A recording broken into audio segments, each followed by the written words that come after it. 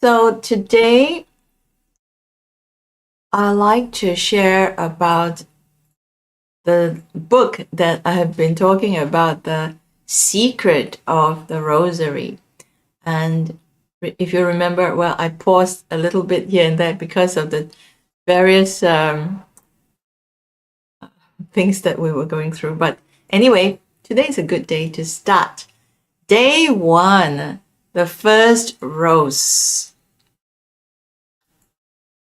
Why did Saint Louis de Monfort write it that way? Well, he first spoke about the white rose, dedicating that little passage to the priests. Then for the red rose for sinners, the mystical rose tree for those who are devout souls, and the rosebud for little children. And so he wrote a little paragraph, maybe 1 page or so, for each of the beads that we pray on the Holy Rosary. So in the Holy Rosary, as you know, there are 5 decades, and each decade is 10 beads. And he says, each bead that we pray, each Holy Mary that we pray, is like a rose, which will then gather as we pray the Rosary.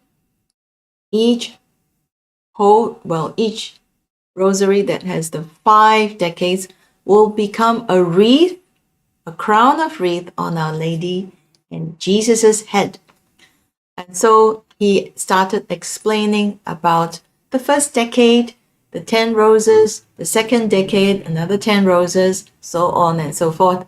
So today we're talking about the first rose.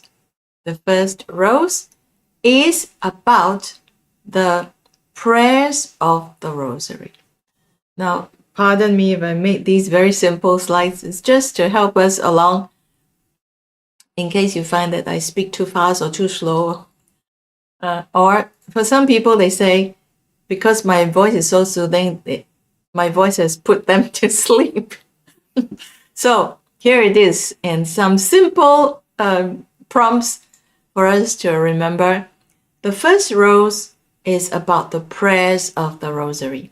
And the Rosary is basically made up of 2 things. The mental prayer, which is in our souls, in our heads, and the vocal prayer, which we pray out loud. Well, the mental prayer is none other than the meditation of the Holy Rosary.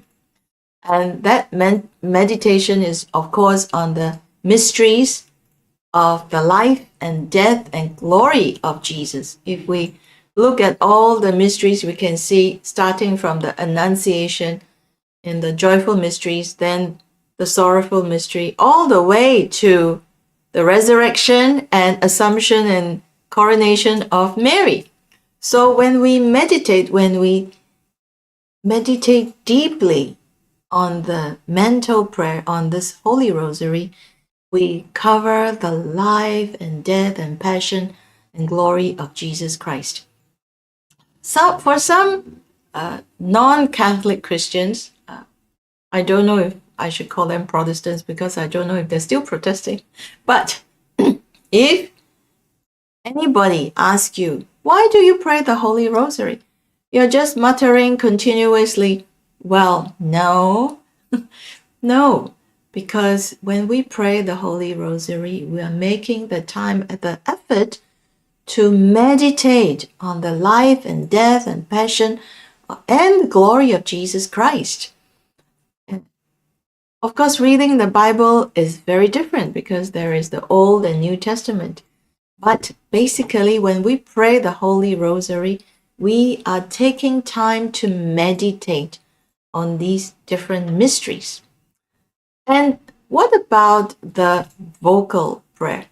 The vocal prayer is saying it, praying it, and contemplating on the principal virtues which Jesus and Mary practiced in the mysteries of the Holy Rosary.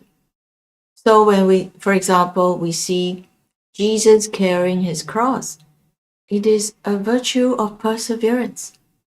It is doing God's will. What about the Annunciation? It is about doing God's will 100%, saying yes to God's will. And any mystery that we pluck out from the Holy Rosary, we know there is something to learn from it. And these are what we are encouraged to do, not just to say it repeatedly, but continuously meditate and contemplate. Is it easy when we keep doing it over and over? Sometimes we might lose track.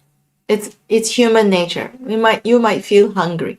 You might be thinking of something to eat. But once you think that, quickly capture it, acknowledge it, and continue. For some people, they might say, oops, I think I didn't pray that decade very well. If you feel you want to repeat that decade and contemplate, by all means do it. Some people might pray the whole rosary and then say, I don't think I prayed that well. Pray it again. Yes. Sometimes more is less, or not more is more, not less is more. So, and what are we called to do? We are called to honor and learn to imitate the mysteries and the virtues of the life, death, passion, and glory of Jesus and Mary. So it is a very blessed blending of vocal and mental prayer.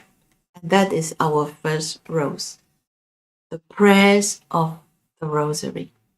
So it looks like I'm going to take 50 days to share these 50 roses, but I hope that's all right with you. In between,